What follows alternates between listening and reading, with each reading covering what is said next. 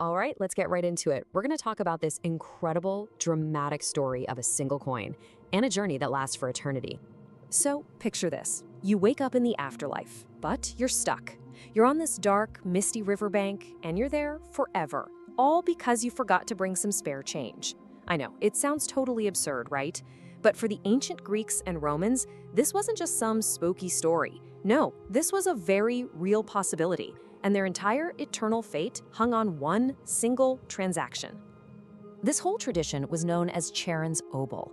And yeah, it was literally a toll for a ferry ride into the underworld. The idea was, when you died, your soul would travel to the banks of the famous River Styx. And there, waiting for you, would be Charon, the grim ferryman. His boat, well, that was the only way across to the land of the dead. And his rule was brutally simple. No coin, no crossing. That's it.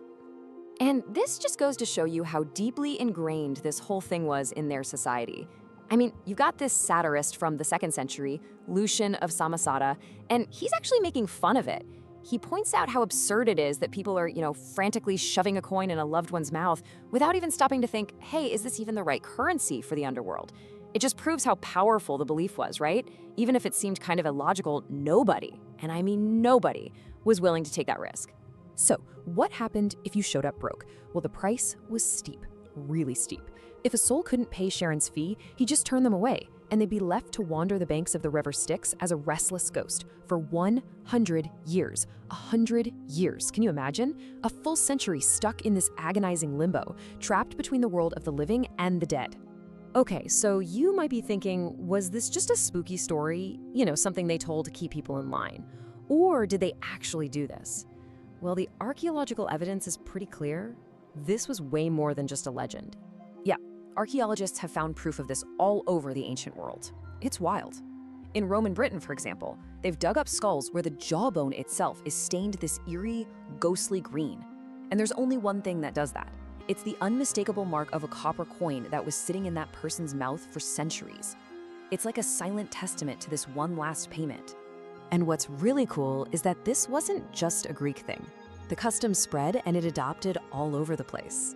So while the Greeks, they used a silver obol, over in Roman Britain, you'd often see copper coins. If you look at the Near East, they might use a Greek drachma. And then in Gaul, they even changed the placement. Sometimes they'd find coins in a little pouch near the skull, almost like the person was all packed up and ready to go on a long trip. But here's where it gets really interesting, a little twist in the story.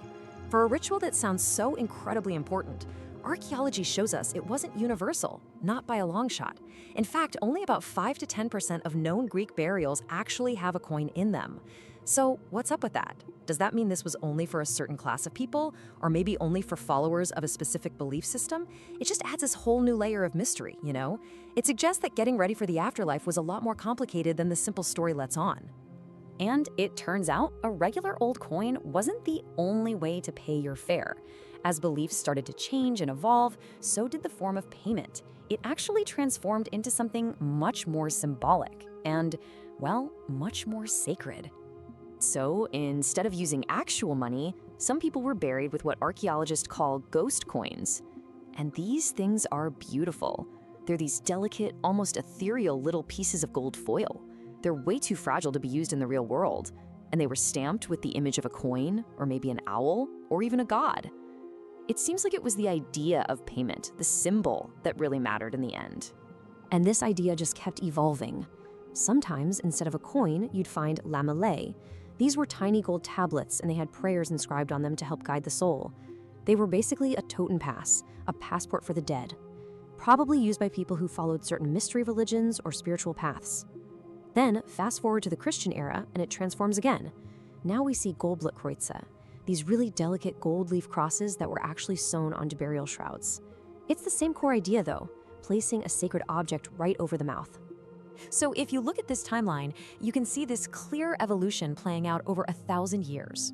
It all starts back in the 5th century BC with a simple Greek obol. It's a literal payment, a transaction.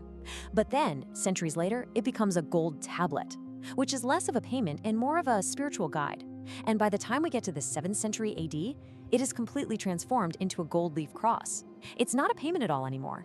It's a pure symbol of Christian faith, meant for the soul's final journey. And that brings us to the final and honestly, maybe the most incredible transformation of this whole ritual.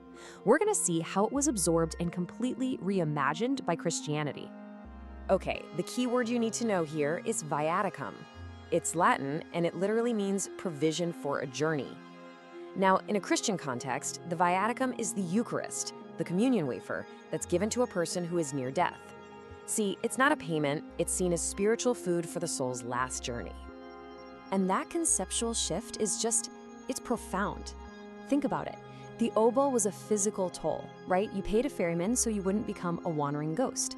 The viaticum, on the other hand, is spiritual sustenance from God himself to guard you against damnation. The ferryman is gone, replaced by faith. And the journey, it's no longer just across a river. It's a journey into eternal life. But what's so wild is that the physical act stayed almost exactly the same, placing something essential for the afterlife into the mouth. In fact, get this, the early church fathers actually had to tell people to stop putting the Eucharistic bread in the mouths of people who were already dead. Why? Because it looked way too much like the old pagan ritual. It's just a perfect, powerful example of something called religious syncretism, where an old tradition doesn't get erased, it gets absorbed and given a whole new, profound meaning. So, from a simple coin, to a gold cross, to a secret wafer, the form of payment, the price of passage, has definitely changed over time. But that fundamental human need to prepare for the final journey, that hasn't gone anywhere. And it kind of leaves us with a big question, doesn't it? In our modern world, without a ferryman demanding his toll, what kind of payment, what kind of provisions do we prepare for our own final crossing?